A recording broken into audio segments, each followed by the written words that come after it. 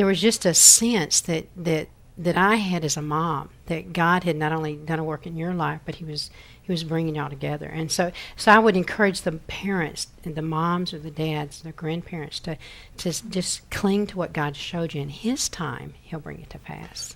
Poor Kelly, you didn't have a chance. Yeah. Doomed from the start. Texas praying for you. Your picture was in her billfold. That's great. So It's an encouragement to me, though. Yeah. That sometimes I do hear from the Lord.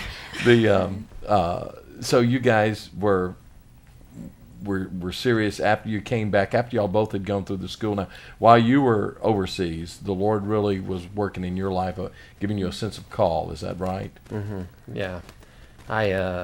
I didn't know what I was going to do after I finished, but I finally came to the point.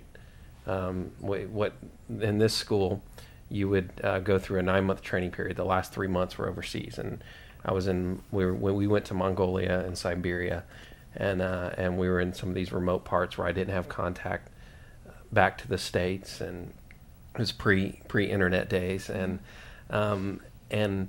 I finally came to the point where I said to the Lord, whatever you want me to do, it doesn't matter if you want me to be a janitor.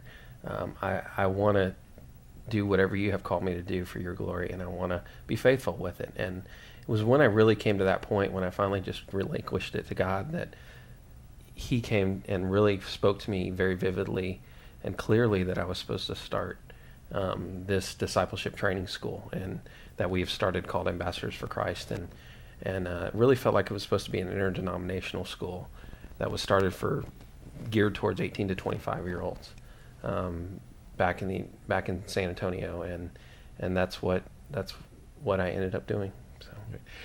Okay, now y'all came back and y'all felt God calling you together, and you were married, and y'all started your lives together. I'm assuming that y'all both had this same sense of destiny or whatever it is. Tell us a little bit about your relationship with one another and the marriage, the early period of time, how that developed. And one of the big dilemmas I think we faced was when we get married was whether or not we were supposed to work together as a couple, or whether she was going to teach to help supplement income because we were going to be on support.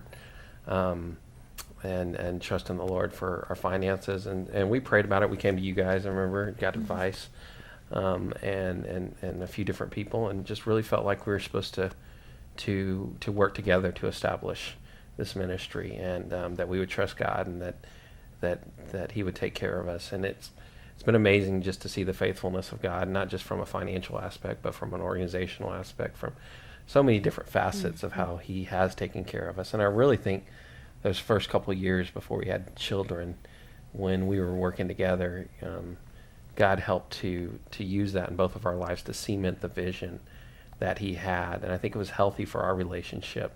It's not for God has different ways of working in different people's lives, but for our particular situation, I think it was a God-ordained thing that we were to work together and to establish this together, so that we could both continue to have this vision for what He has established through Ambassadors for Christ. Now, Kelly, you went overseas during some of the overseas times as well. Is that right? Yes, I traveled before with the school, and then with Dave, we went to several different places up until, I guess, even with Taylor, we traveled some. We haven't gone with the whole family yet, but those are just great opportunities, great experiences, and knowing that God put that desire for the world more when I went through the discipleship training program and spent 3 months in Russia, and the Lord just showed me that I have a heart for the world. Just so not everybody knows, Taylor is your daughter. When you said we went with Taylor, and so y'all have tell me about the children. How many?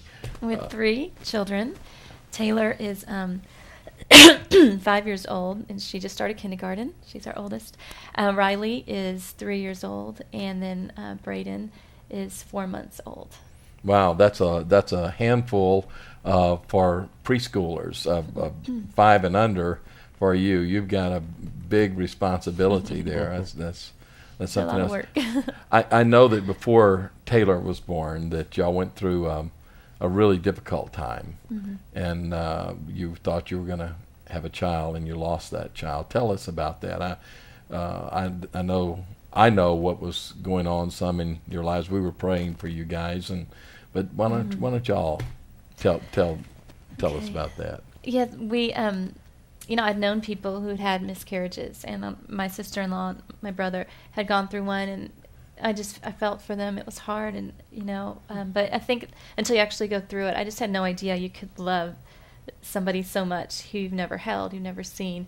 But when we found out we were having a baby, we were just so excited. We just jumped in with both feet. I mean, we went maternity shopping, got clothes for the baby, and started even working on the nursery. And this is all within the first month that we found out we were going to be having a baby. So we were just so excited about this. And then after we knew we were pregnant for about a month, I guess I was about 12 weeks along, we found out that we had lost the baby.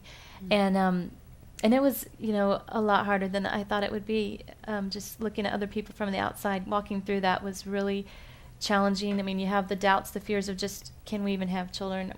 Can I not? Maybe I can't carry kids. And just not knowing the future and just being fearful of the future.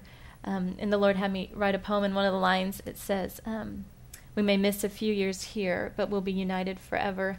Mm-hmm. And I think that was something the Lord used in my life to think, well, God showed me these years I won't have this child on this earth, but I will have an eternity to get to know this child in eternity. You have that poem with you? Yeah, Can you read it to us? Share it with us. Okay. Mm-hmm. It's called The Apple of Our Eye.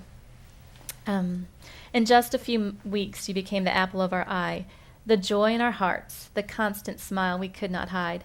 My thoughts went to you each moment of the day. You became to me a secret hideaway. How could someone so little turn our world upside down? Our days seemed a little bit brighter once you came around. Our conversations changed, our focus too. Somehow every little thing brought us back to you. But God is good. You now know that better than I. His ways are right even when we don't know why. I'm grateful to the Lord for knitting our hearts together. We may miss a few years here, but we'll be united forever. So praise our King, lift his name on high. You are precious in his sight, and you're the apple of his eye. Until that day, Mommy. That's sweet. That's precious. Mm-hmm. Let me ask you this, and I don't know if you've thought about this. These are the kind of things I think about a lot of times.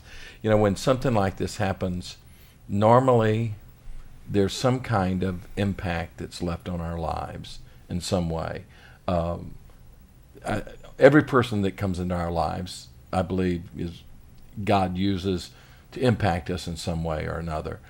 Now, here's someone very special within you. What did this little one leave with the two of you? I think, two different things for me. One was that verse, blessed are those who mourn, for they will be comforted, that Jesus said. Just at a deeper level than I had ever experienced before, I experienced the comfort of God, and the mourning process was really a cleansing process and a healing process of just, I remember that first day we found out, I was like Kelly, I didn't think it would impact me as much as it did, but we were just sobbing, throughout the day, just took the day off from work and ended up going home and just crying a lot, but just the presence of God that came as a result of even that little life being taken had a deep spiritual imprint upon my heart. Another thing that I would say that God used to teach us through this whole deal is what Kelly alluded to. Is we had our sister-in-law Michelle came over that day, and we had different people who came over and or at different times encouraged us through this process. But there was something different about just even the hugs Michelle gave and the words that she said and the tears that she shed.